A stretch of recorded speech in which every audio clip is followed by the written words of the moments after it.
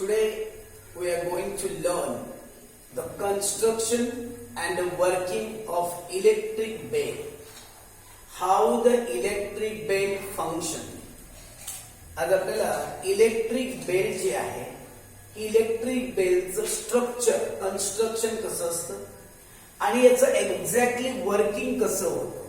आपण बघा button on केलं की आवाज येतो, बेलचा आवाज येतो. हा एक्झॅक्टली नेमकं काय होत असेल, नेमकं त्यासाठी आपल्याला समोर एक डायग्राम ड्रॉ केलेली आहे. बघा त्या डायग्राम मध्ये काय काय दाखवलंय मी सांगतो, लक्षात घ्या. इकडे ऐका, इथून तुम्ही बघू शकाल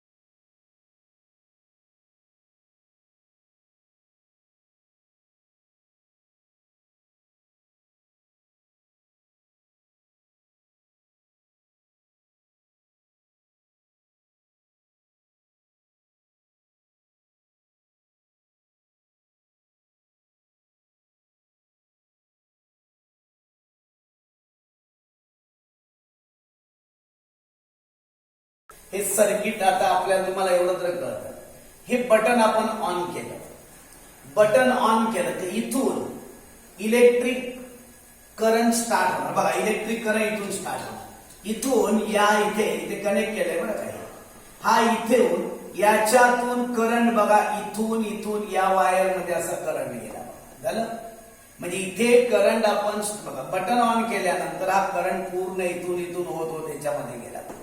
आणि तुम्हाला काय सांगितलं, इलेक्ट्रोमॅग्नेट आहे. या वायर मधून इलेक्ट्रिक करंट गेला की ही जी मेटलची स्ट्रीप आहे की नाही त्याला मॅग्नेटिझम निर्माण होणार. मॅग्नेटिझम, चुंबक ज्याला म्हणतात ना, हा मॅग्नेटिझम तयार झाला. बटन ऑन केलं, इथून करंट पास झाला. इथून करंट अशा प्रकारे इथून पास होत याच्यामध्ये गेला. याच्यामध्ये इलेक्ट्रोमॅग्नेट निर्माण होणार. मग मॅग्नेट काय करणार बघा, ही जी स्ट्रीप आहे की लोखंडाची स्ट्रीप याला आपल्याकडे असा खेचणार. त्या आरो दाखव ना बघा, हा आपल्याकडे खेचणार. ही स्ट्रीप पुढे आली, हा टोला पण पुढे येतो आणि हा येऊन याच्यावर काय होतो, आपटतो आणि आपल्याला बेलचा आवाज येतो. आता हा टोला इथे आपटला. आता काय होणार बघा, आपण बटन ऑन केलं होतं तेव्हा हे झालं. पण काय झालं बघा, जेव्हा हा पोर्शन, हा जो पट्टा आहे ही पट्टी आणि हा स्ट्रायकर हा पुढे गेला, पुढे गेल्यावर काय झालं बघा, इथे गॅप निर्माण होते. बघा इलेक्ट्रिक करंट इथून इथे जात होता ना, पण हा टोला जो आहे ना पुढे गेल्यामुळे इथे काय निर्माण झाली, गॅप निर्माण झाली. गॅप निर्माण झाल्यामुळे करंट आपोआप स्टॉप होतो. बघा ना, आता ऑलरेडी बटन ऑन केल्यानंतर हे सगळं कनेक्ट आहे बरं का, ओरिजिनली हे कनेक्ट आहे. बटन बंद केलं तुम्ही, ऐका, बटन बंद केल्यानंतर किंवा हा जो पोर्शन आहे हा पुढे गेल्यानंतर, हा पोर्शन पुढे गेला ना, पुढे गेल्या ते गॅप निर्माण. गॅप झाल्यानंतर इथून जो करंट येणार पुढे जाऊ शकत नाही. का नाही जाणार, कारण इथे मध्ये गॅप आली आहे. हा पोर्शन कुठे गेला, पुढे गेलेला आहे. मग त्यामुळे आपोआपच इलेक्ट्रिक करंट स्टॉप झाला. मग आता मला सांगा, इलेक्ट्रिक करंट स्टॉप झाला की याच्यामध्ये असणारं जे मॅग्नेटिझम आहे, जोपर्यंत इलेक्ट्रिक करंट चालू आहे की नाही तोपर्यंत त्याच्यात मॅग्नेटिझम निर्माण होणार. करंट स्टॉप झाला कारण हे पुढे गेलं, इथलं कनेक्शन तुटलं बघा. मग काय होणार, याच्यातलं मॅग्नेटिझम फिनिश होणार. याचं मॅग्नेटिझम फिनिश झालं की आपोआप काय होणार, हा जो मेटलचा पार्ट आहे हा पुढे गेला होता ना, अट्रॅक्ट झाला होता ना, तो पुन्हा मागच्या जागेवर येतो आणि पुन्हा याला टच होतो. आपण पुन्हा बटन ऑन केलं, काय होणार बघा, परत परत करंट स्टार्ट होणार. इथून यामधून या कशामध्ये जाणार, इलेक्ट्रोमॅग्नेट मध्ये जाणार. ही स्ट्रिप याला काय होणार, अट्रॅक्ट होणार. अट्रॅक्ट झाली की हा पोर्शन ह्या दोन स्ट्रायकर याच्यावर आपटणार ना, आवाज येणार. पण जेव्हा हे पुढे आपटल्यानंतर मात्र करंट स्टॉप होतो.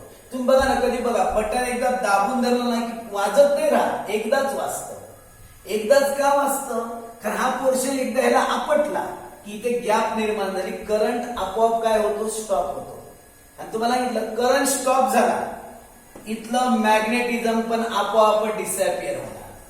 मॅग्नेटिझम डिसअपिअर झालं की स्ट्रिप काय होणार, पुन्हा कुठे येते, जी होती तशी आपल्या मूळ जागेवर येते.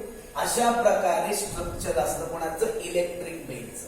हे आपण एक्झॅक्टली मी आन्सर फॉर्म मध्ये सांगतो, ऐका आता.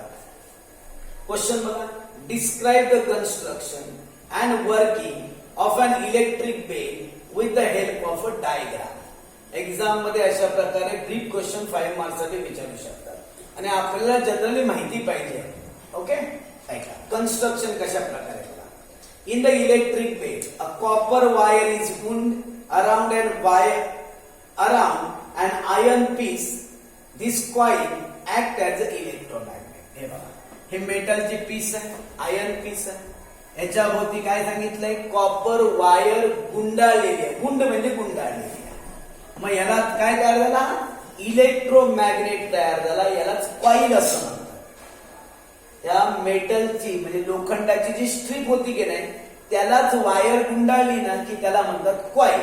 कळलं, आणि त्यालाच आपण नाव काय दिलंय, इलेक्ट्रोमॅग्नेट असं म्हणतात. नेक्स्ट वन पुढे बघा.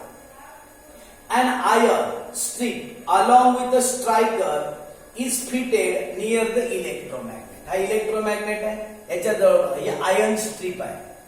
ही आयर्न स्ट्रिप आहे विथ स्ट्रायकर, त्याला स्ट्रायकर जॉईंट केलेलं आहे. हे या इलेक्ट्रोमॅग्नेटच्या जवळ असं कनेक्ट केलेलं असतं. नेक्स्ट वन बघा. The contact screw is in touch with the strip. हे बघा, इथे कॉन्टॅक्ट स्क्रू आहे, इथे मी रब केलेला आहे. हा कॉन्टॅक्ट आहे, हा कॉन्टॅक्ट स्क्रू आहे. हा याला काय केलं होतो, टच मध्ये असतो. नेक्स्ट वन बघा. The electric circuit is connected. हे इलेक्ट्रिक सर्किट अशा प्रकारे कनेक्ट केलेले असतं. ओके, हे झालं कन्स्ट्रक्शन. कन्स्ट्रक्शनचा अर्थ होतो एक्झॅक्टली कशा प्रकारे आहे हे सांगितलं. आता वर्किंग कसं चालतं, ऐका. Working, the current flows in the circuit when screw is in contact with the strip and hence the coil becomes a magnet and attract the iron strip towards it. जेव्हा आपण करंट स्टार्ट करतो, current start केल्यानंतर बघा, हा electromagnet मध्ये magnetism निर्माण होतं. हे आयर्न स्ट्रिप काय होते, त्याच्याकडे काय होते, अट्रॅक्ट होते. ओके, नेक्स्ट वन बघा. Therefore the striker hits the gong and the sound is created. हा स्ट्रायकर याच्यावर आपटतो, hit the gong and the sound is created. आवाज निर्माण होतो. थर्ड पॉइंट बघा. However, at the same time, the contact screw loses the contact with the strip and the current in the circuit stops. बघा, जेव्हा हा portion पुढे जाणार, आपोआप इथे काय निर्माण होणार, गॅप निर्माण झाला. मग इथलं कनेक्शन काय झालं, लूज झालं.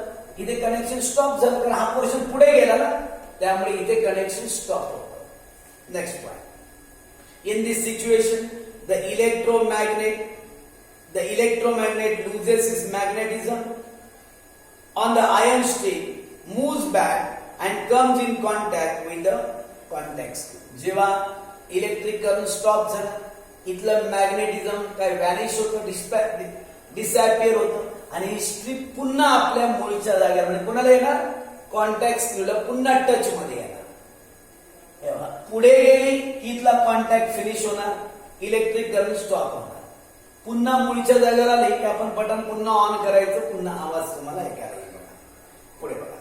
दिस action repeats itself and the bell rings. ही ऍक्शन काय होते, पुन्हा पुन्हा ऍक्शन होत राहते, पुन्हा पुन्हा ही अशी ऍक्शन होते आणि यातूनच काय निर्माण होतं बघा, इलेक्ट्रिक बेल फंक्शन अशा प्रकारे चालत असतं. ओके. नेक्स्ट क्वेश्चन काय होतं बघा, एक डेफिनेशन एक्सप्लेन करायची राहिली होती. डेफिनेशन होती बघा, the battery of the cell. The battery of the cell. आपण बऱ्याच वेळा पाहतो बघा, गाड्यांना बॅटरी असतात, मोठमोठे ट्रक असेल, बस असेल, यांना मोठमोठ्या बॅटरी असतात. बॅटरी म्हणजे काय असतं माहितीये का, छोटे छोटे सेल्स असतात, त्याला एकत्र कनेक्ट केलं की त्यालाच काय म्हणतात, बॅटरी असं म्हणतात. डेफिनेशन काय सांगितलं बघा, the connection of cells. The connection of cells is known as a battery of cell. कळलं का बॅटरी ऑफ सेल म्हणजे? बॅटरी ऑफ सेल म्हणजे काय म्हटलं, कनेक्शन ऑफ सेल. अनेक सेल्स एकत्र कनेक्ट केले गेले त्याला म्हणतात काय, battery of cell. Okay. Next question बघा, एक छोटासा क्वेश्चन आला बघा, इलेक्ट्रोस्टॅटिक पोटेन्शियल. ही डेफिनेशन आहे बघा, इलेक्ट्रोस्टॅटिक पोटेन्शियलची डेफिनेशन ऐका. इलेक्ट्रोस्टॅटिक पोटेन्शियल ऐका.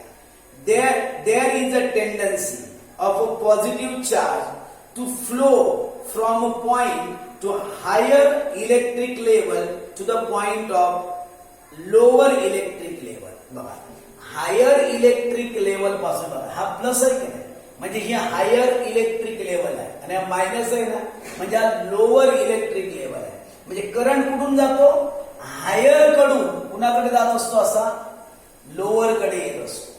ही टेंडन्सी आहे. इलेक्ट्रिक करंट हायर लेवल पासून लोअर लेवल पर्यंत जात असतो. ओके. नेक्स्ट पुढे काय करायचं, this electric level deciding the direction of the flow of electric current. या लेवलवरच इलेक्ट्रिक करंटची काय डिपेंड असते, डायरेक्शन डिपेंड असतं. पुढे बघा वाक्य का, this electric level deciding the direction of the flow of electric charge is called electrostatic potential. त्यालाच काय म्हणतात, इलेक्ट्रोस्टॅटिक पोटेन्शियल असतं. ओके.